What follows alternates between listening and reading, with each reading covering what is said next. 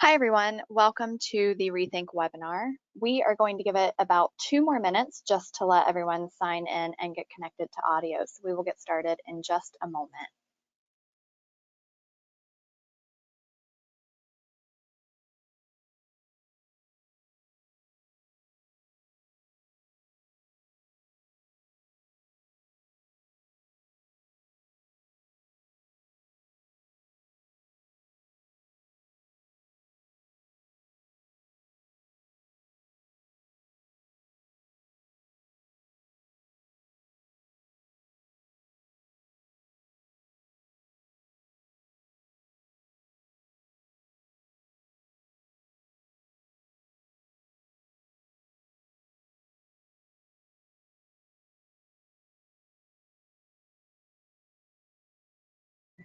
For those of you just joining, we are waiting 1 more minute for everyone to sign in. So we will get started in 1 minute.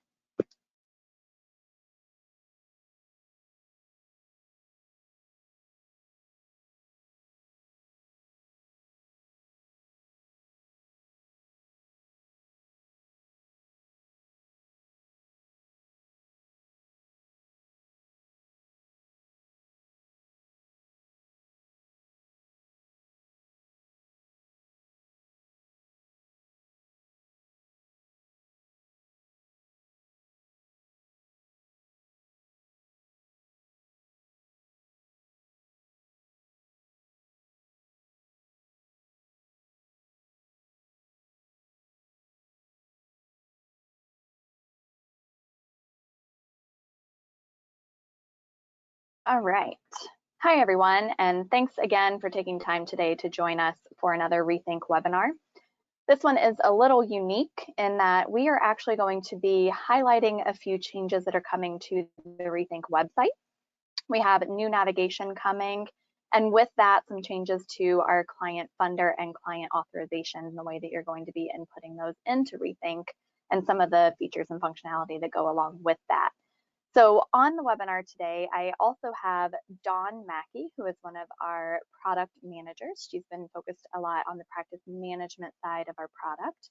And Joy Helsel, who is one of our customer success managers, but also has a lot of background with our practice management and implementation and training. So I'm sure a lot of you have met them along the way as you have been working with Rethink, and I want to thank them for joining us today.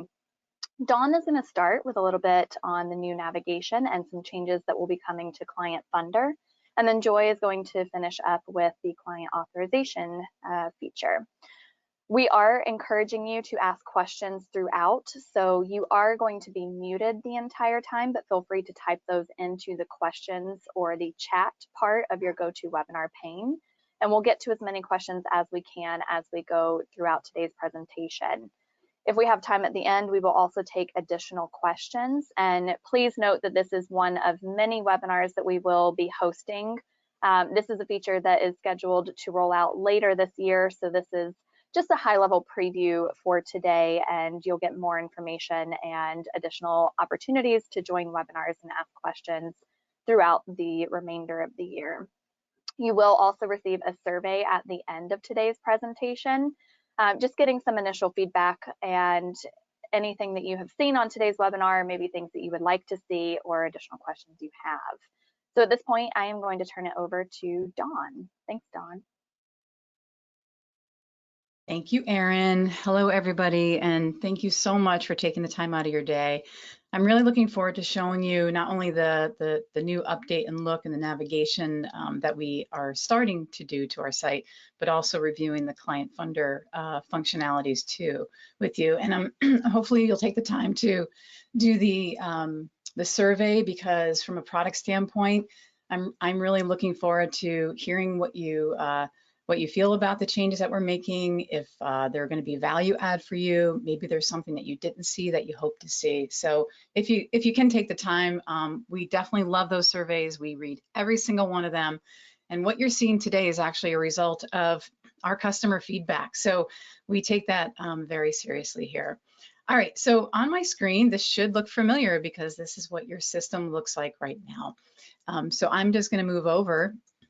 So for the navigation and the whole kind of new look and feel of the site, this is what it will look like. And there are a couple changes that I'm going to walk through with you now. Probably the biggest change is we've changed what we now know as the company account. It's going to be called settings. And so once you get into the settings area, what we've done is we now have moved all of those areas here that you see in the top. I'm just going to try to give you a visual just so you know. So this is all this here that's kind of top. We're now going to be moving that here to the left in the vertical. And then what we're also doing is for the company account especially, we now have this what we call primary, this is the primary navigation. And now once you're in there, now I'm in the company account, instead of kind of selecting those sections to the left, you can now just kind of click in easily to those different areas of the company account. So for admin people, this is for you. If you're having to go into those areas and do a lot of scrolling, this hopefully is going to help reduce all that scrolling that you're doing in the system now. This other thing that we've added to is kind of what we call breadcrumbs. So depending on, you'll always kind of know where you are. If you look to the upper left-hand corner here, if you want to get back to that main settings there, you can. And then again, but this is always going to be here in the primary navigation. So now if I just want to go into the client area,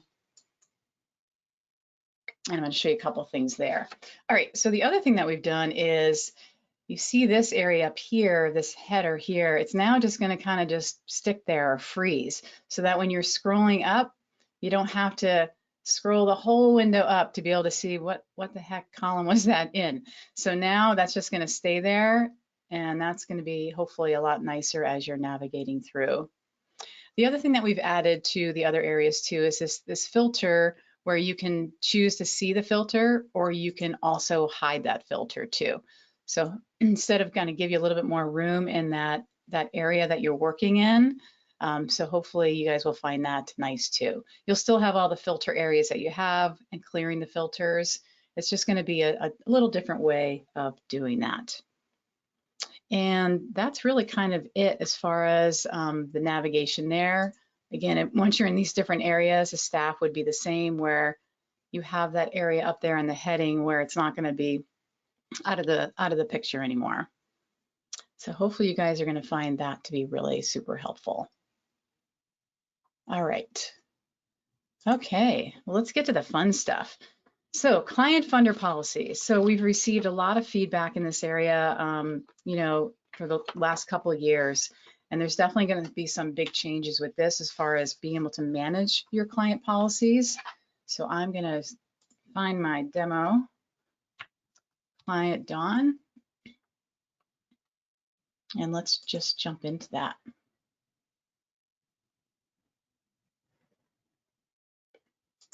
Okay, so again, you can see the navigation too. So when I'm in that client area now, all those headings that we're used to, the sections, are now going to be above here. So you can navigate to the file cabinet, the assessment, and so on. So again, it's no longer the vertical sections, but they're going to be up here, up and down there. And then there's going to be a secondary bar. So once you click into that, what you guys know is the section now, you'll then be able to get into those different areas, the demographics, the contacts, the funders.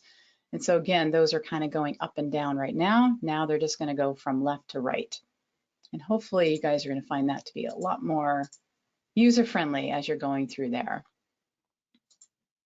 All right, so let's go to the funder. So again, this is more of a high-level overview, not going to get too caught in a deep dive here, but really just kind of want to show you the things that we've changed and what we have in store for you guys. So again, whole new look. And for the funder policies, as you'll see here right now, I've got a couple funders, and by default now, when you come into this area, you're only going to see your active funders. But if you decide that you want to see any inactive funders, you can just select this box here, the include inactive, and be able to see those. The other thing that's going to be nice too here is that all of these heading areas are now sortable. So for some reason, you might have a long list of funders. You can sort by any of these columns here. The other thing this is really great at is it can kind of gives you that quick glance of some important information that you're probably always looking at, such as the client funder ID. is it an insurance type? Is it an other type? Is it a private pay? Also being able to see the start and the end date of the policy along with the service lines. I'm going to talk a little bit more about this, but you're also going to be able to see, is that funder a primary funder, a secondary funder, or a tertiary funder right at a glance. And then lastly, as far as seeing the status, if it's active and inactive, we kind of have this quick action area here. So this is going to be a tool where you can just hover over that status. And then if you have the permissions, you're going to be able to take some actions, like maybe copy the funder, which I'll talk to you about a little bit later.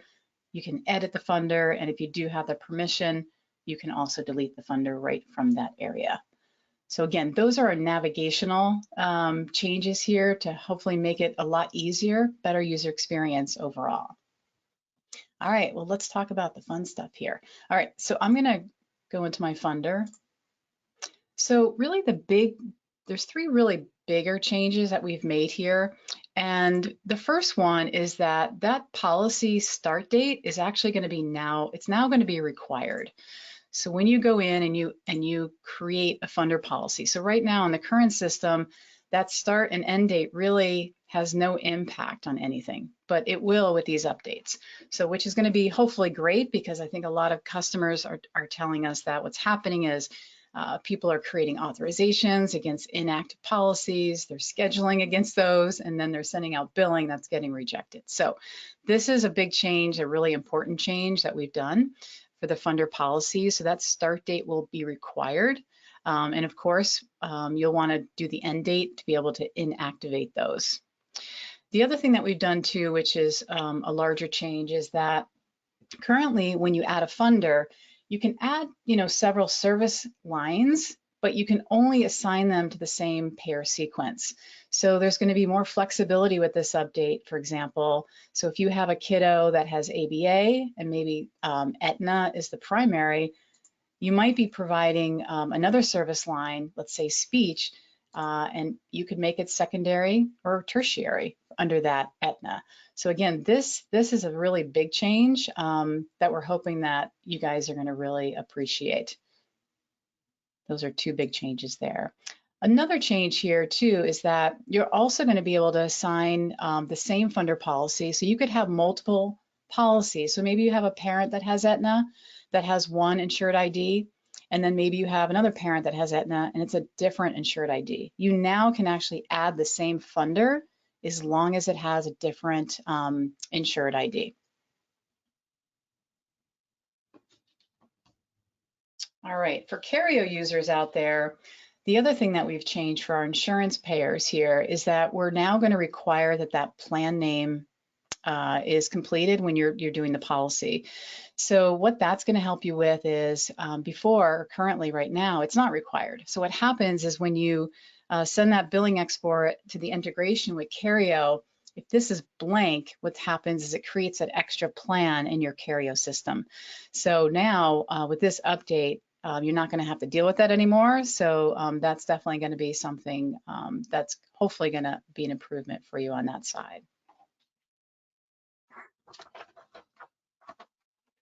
All right, so as you can see, these areas here, really kind of similar. We're just kind of renaming some things, but we're still kind of giving you what that name of that field was. So again, instead of insured ID, we're kind of moving more towards this idea of client funder ID.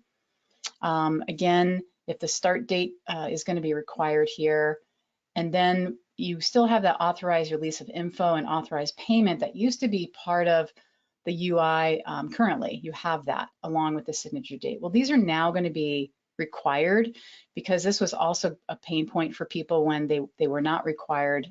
So that's kind of a change that we're doing there. All right. So the next change here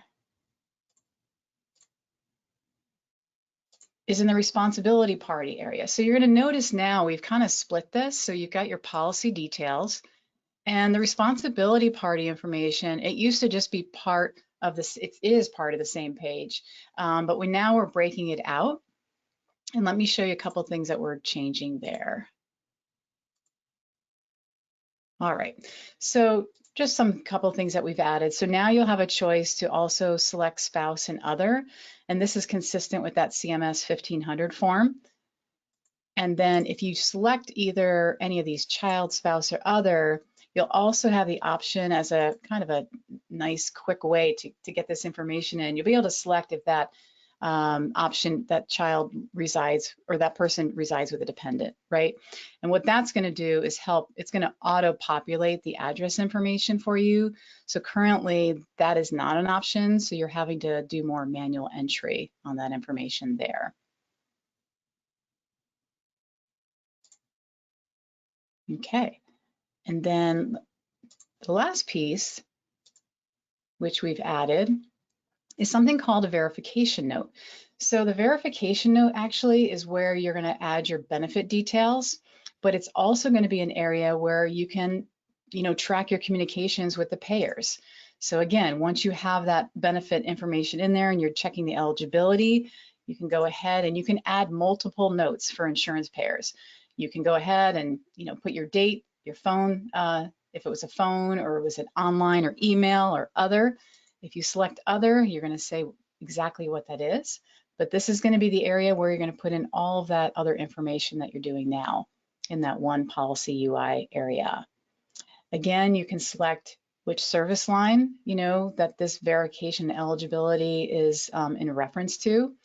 You can get that insurance rep's name, and also if there's like a call reference ID that they give to you. You can also select if the authorization is required.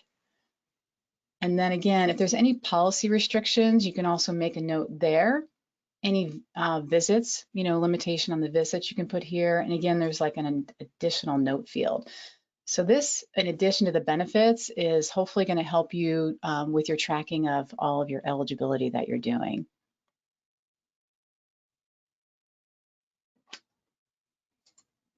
I wish I could hear the cheers from here. All right, I wish they weren't muted, Erin. Okay, everybody. So the other piece I want to just show you quickly is the area here. There is going to be a copy funder option. And just to kind of give you a high level overview of that. So right now, what we're planning is you can actually copy a funder, but it would be for the same funder. So maybe you had a situation where you had a certain authorization period that you've already connected this funder to, and then you find out maybe there's a different funder ID. Maybe a parent, again, had a policy and then you need to change that, that update here. So you can copy it. And of course, that would be the real insured ID. You can put that start date in of what it would be. So let's just say I'm going to put in June. Again, I can select my plan name here, but all this information is going to default except for the insured ID and the start date. And again, you would now select, what service lines does this refer to? So let's say I want to do ABA, it's for primary. I'm going to select save. Again, I'll be brought to the responsibility party, but all that information that was already there is present. So only if you need to make changes, but again, that's the purpose of the copy feature, just to save you time on adding that information. So then when I move forward to that, you'll be brought to this area. And so at that time, through that copy, you can choose to deactivate that policy that you just copied. And it's going to basically put the date in that's the day before the date I just asked the new policy, the one that I want to create a copy of, to start. We also have the option, if you want to copy the authorization that other funder policy was connected to, you could do that. You can also decide if there's existing appointments, right, that were scheduled for 6/1 or later, you can also bring those appointments over to that new policy and save. But you can also choose not to do that, and you can just decide that I just want to create the copy of the policy. And then if there's a problem here, like right now it's showing me I've got this other policy that has ABA as a payer sequence. So that's another thing here. It's got a safeguard, right? So again, we can't have the same funder have the same service line and payer sequence assignment. So there's a lot more logic built into this area, right? Because at the end of the day, you really should only have, if you had up to 3 policies, you shouldn't have more than those 3 payer sequences for that same service line. And really kind of the last piece of it is just the fact that you can now go ahead and when you end date a funder policy, it's actually going to mean something in the system. So when you end date a funder policy, it's going to mean that from the authorization standpoint, you can no longer select it as a policy. And if there were existing appointments connected to it, then any of those appointments, so let's say I have 1231 here, if there were any appointments for 1/1/2023 and later, they're now going to be tagged as inactive client policy. So that will show in the scheduler, and then will also show in the billing export, most importantly. So the billers can look at that and say, oh boy, that I know they had those appointments scheduled, but I shouldn't be sending that out because I need an active policy. All right, again, that's just a high level on there. So Erin, I don't know if there were any questions, we want to take them now or save them for later. Yeah, there were a couple questions that came in that I think we can go ahead and address now. Okay. And some of it may even just be a little bit more feedback and food for thought as we continue to work on this. But I guess the first question maybe you could address, Dawn, is are there any differences or changes that we need to highlight about the private pay option? The only thing, I mean, not really. The only thing with the difference between private pay and other, what we've done is we've kind of just modified what you're actually entering. It's going to look a little different. We've kind of made it a little bit more aligned with the insurance. I'm not sure if that's what the person is asking about. So there will be a little difference about what that looks like, but the private pay and other will act the same. So for example, there's not going to be an insured ID that's going to be required for these at this time, but the start date will be required. So the policies at the end of the day need to have that start date. Perfect. And And that helps answer. I think so. Okay. And if not, Jenny, please let us know. Will you need to add start dates and plan names to existing client funders with this change?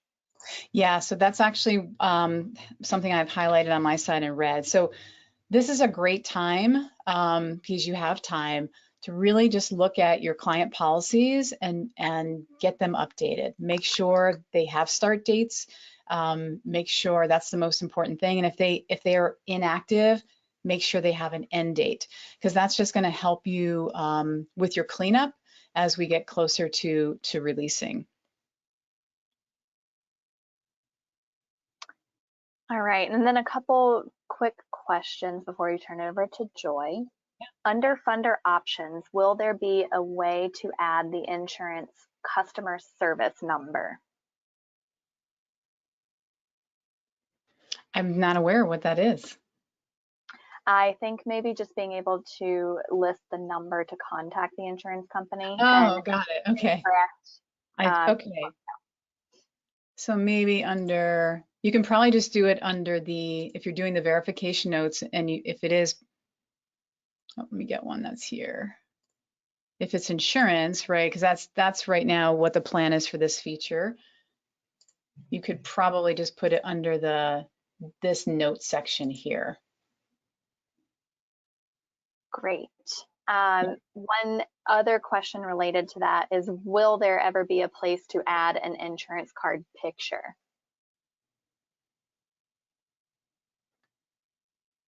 That's great feedback. Yes. Let's make a note of that one, Erin. So the current answer is not right now, but Right. Yeah. working on Yeah. additional. Yeah, we could definitely get some work. And that's why I love doing this right now because, you know, things are in the works and getting more customer discovery on that. Because I do finding out what more customers want, where they want to be able to do that. So it sounds like one person is saying, hey, it'd be nice to do it right here in this verification, then I could just upload the card, right? And again, you guys will all receive a survey after the webinar. So if you have any recommendations like that or any feedback, please definitely let us know by completing that survey.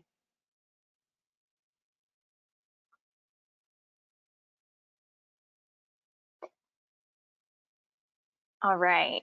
I think that is it for questions right now as they relate to funders. So Dawn, if you are all set, we can turn it over to Joy. Yeah, thank you. Hello, everyone. I'm going to review our changes for the authorization page. So I'm going to stick with the same client that Dawn was demonstrating with, Dawn May, and I'm on the authorization page. The view is very similar to what you saw on the funder page, is that you do have the collapsed view of your authorizations here. It does default to those that are active, but you can choose to check the box to include inactive. Another feature is that any of the columns, you can choose to sort your list of authorizations by those column headers. Also, you'll notice that we have our quick action icons that are here under the status column. So I can click to edit to download that individual authorization. I can copy, which we'll talk about a little bit later, and you can delete that authorization. Additionally, from this view, you can select all or multiple of those authorizations, and you can download or export that as one large file. That is something that we've heard a lot of feedback on, and so you're now able to do that as one file. Another large change in this current utilization is no longer visible on the list page. You would have to click into the authorization in order to see that utilization. That is something we do want to hear feedback on because it is a big change from what is currently visible on the list page for authorizations. In order to add a new authorization, you would click to add. You would select whether or not that authorization has been received. So same functionality that we currently have. You would select your funder. Authorization number is required. Your start date is required as well as the end date. Your service line. And then you will see your diagnosis here. You can click on the edit and you're going to get this sidebar. This is a change from what the current functionality in the system is. And on here, by default, the primary or first diagnosis will pull to billing, but you would be able to reorder that list if you wish. I can move that other diagnosis to the top, and you can also choose to include multiple diagnoses on the claim.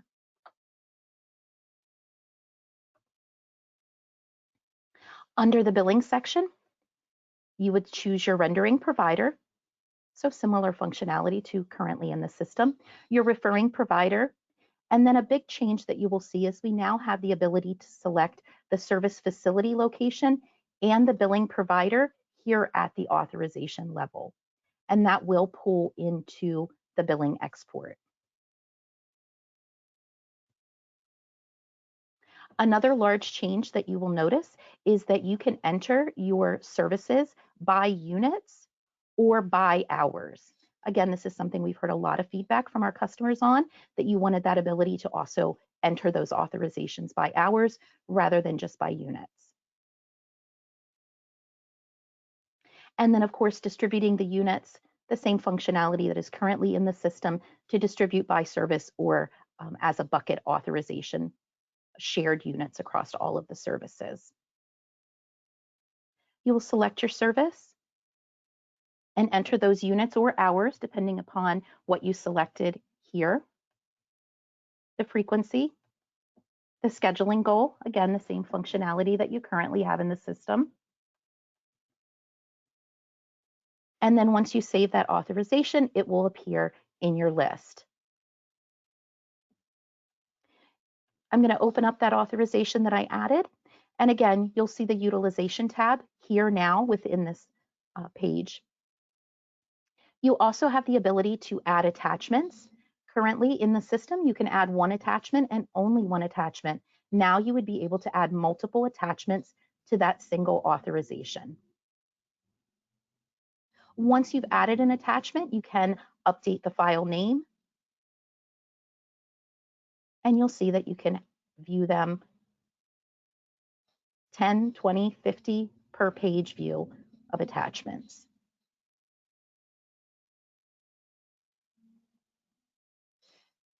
You now also have the ability to inactivate an authorization and maintain that original end date that was entered. Again, this is something we've had a lot of feedback on. So in order to maintain that original authorization end date, but for some reason, maybe the client has left services or they've changed their policy and you want to inactivate it as of a different date, you are able to do that now. Please note that inactivating your authorizations will cause any connected appointments for those dates after this inactive date to display with a warning. You'll see a warning here, and then you will also see a warning at the scheduler level and on your billing export.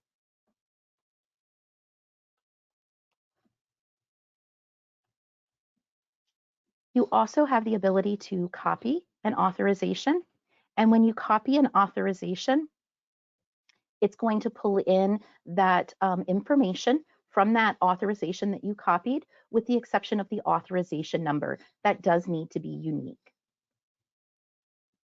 You also have the ability to move connected appointments as of a particular date if you need to do that. So it's going to be a time saver for you.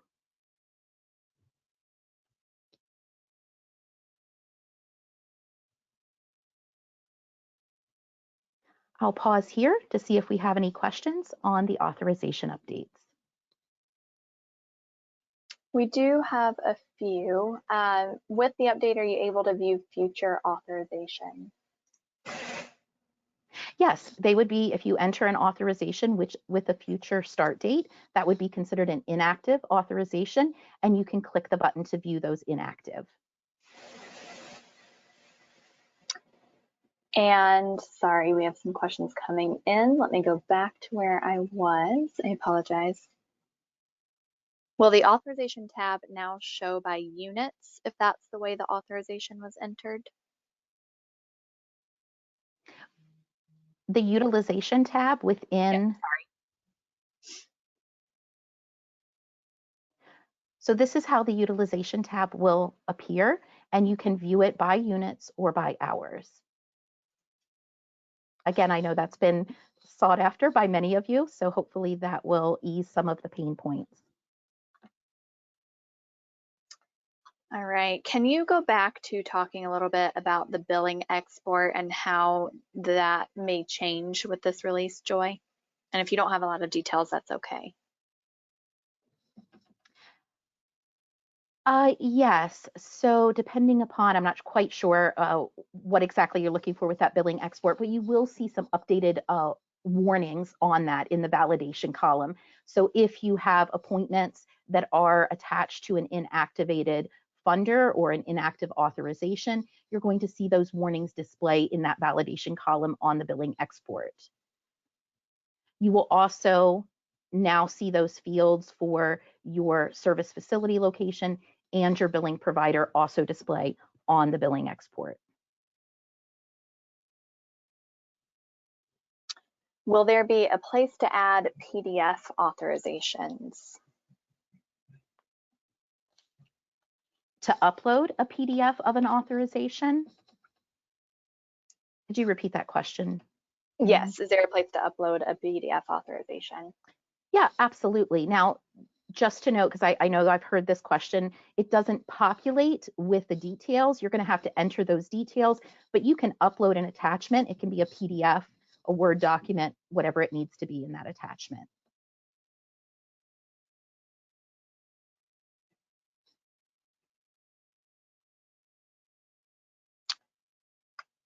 All right, will there be a way to put an auth in that doesn't have an auth number but has recurring units?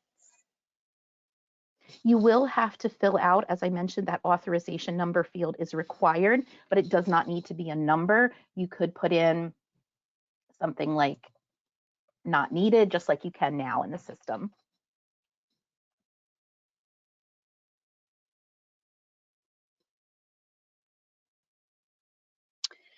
With the policy end date, if there's an auth that goes beyond the end date, will the end date need to match the auth end date? Angel, I think For that one. Joy, let me know. Oh, okay, go ahead. I can If that answer makes that one. sense, go ahead. Otherwise, I can get Yeah. going.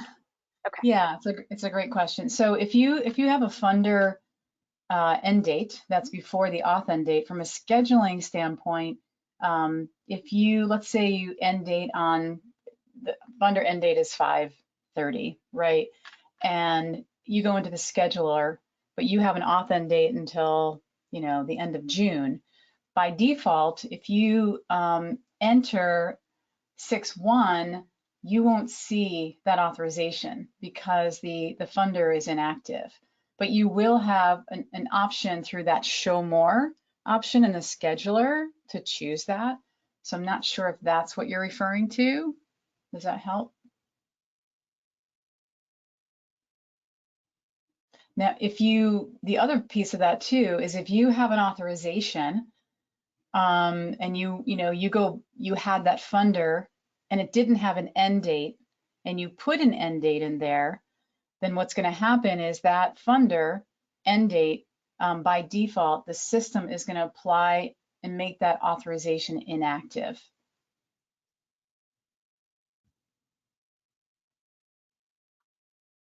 Does that help? Does that answer the question? So. Okay. So, and if not, please let us know. Yeah. And you can see there where Joy is showing, it's saying, hey, the funder linked to this authorization is inactive. So that's what will happen to that authorization if it has a later date than the policy end date. What about inactive clients? Do they need to add an end date to those funders?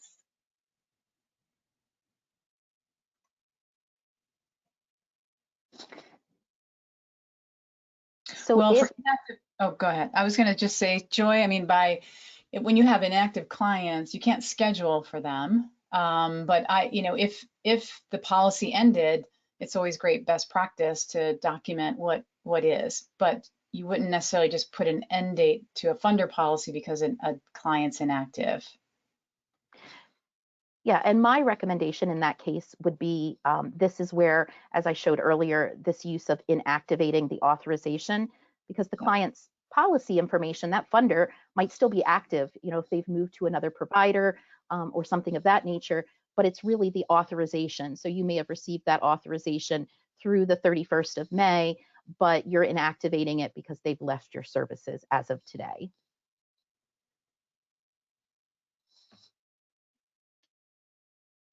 And again, as Dawn mentioned, you're not able to schedule against an inactive client, but it is good to keep your system and your records with those dates. So you now have the ability to do that here.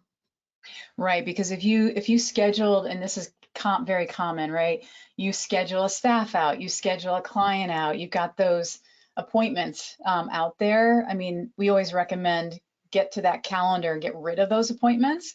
But if you don't, again, this could be another way of making that authorization inactive if need be.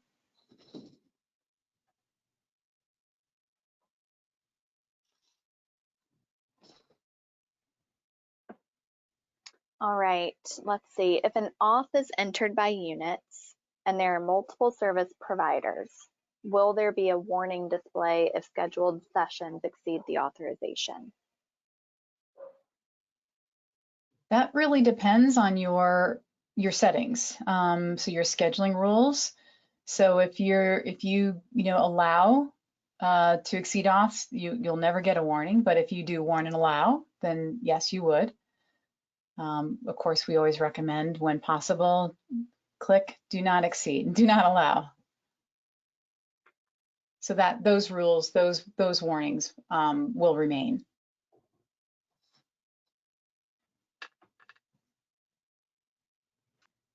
Dawn and Joy, I don't know if we can speak to this today, so if not, please let me know. But is there anything that we should do to set up Cario for success with any changes that are coming to the billing export or with these changes in general? I think that's something that it would be good for us to connect. We'd want to connect with our billing team and self-billing team and support on that piece of it to review here. Really the only thing that's going to happen is it's really in your system. We are planning for what we call back data If you have a plan name that's not existent, our plan to help you is to actually match that plan name to the funder name that you have in your system. So that's the work that we would do before we released. So again, if your plan name, right, because this happened to a lot of people, it wasn't required, that is something that we would be doing on our end. The only thing I would think of is if, you have those additional plans that were created, you could clean that up, but I don't think you're going to have any problems with the, export moving forward. So we're going to do the work for you on that end with your system.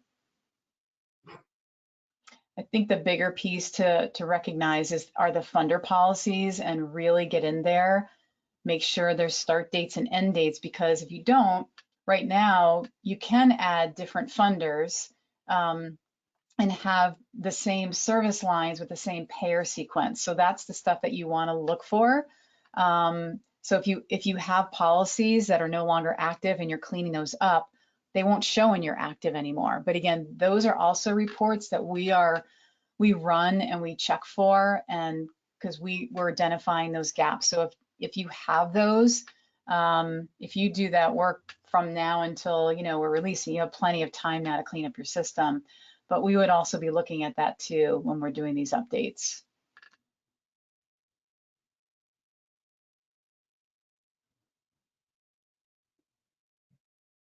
There's another question about running reports based on policy end dates, and I think the best option for that at this point is the Rethink data warehouse. Dawn, is that correct? Yes. Okay, so if anyone wants more information about Rethink's data warehouse, please let us know, but that's not the topic of today's conversation. Just a really quick overview. It is an option that you now have to be able to connect into our backend data and pull that so you can create custom reports. But feel free to email us with more questions or put that on the survey, and we're happy to follow up.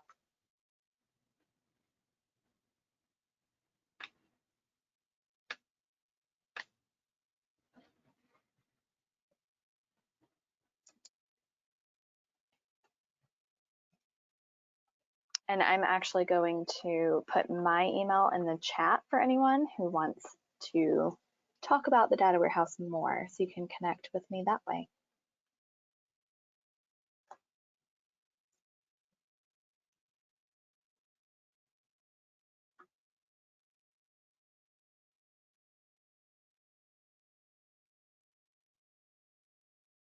All right, we will hang on for another minute or so. If anyone else has any additional questions, we're happy to address them. But please note, we will have additional webinars throughout the year, just providing any updates. Anyone that was unable to attend today will be able to join at a later date to see any of these changes. We'll have additional opportunities for Q&A. And another reminder to please take the time to fill out the survey that will be going out after the webinar. Any feedback that you have, we would love to hear it, good or bad. So please feel free to take the time to do that. Like Dawn said, we're going to look through each one of those and definitely take your feedback into consideration. Mary, yes, this webinar is recorded. So for anyone who wasn't able to join, the recording will be available via email. For those of you who were able to join, you will have the recording to look back on. So that will be sent out a little bit later on this week.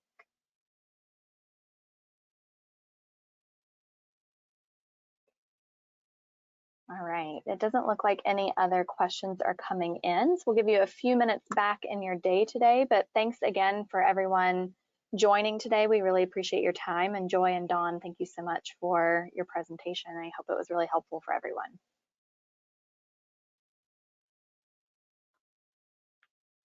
All right, have a good day, everyone. Thanks so much.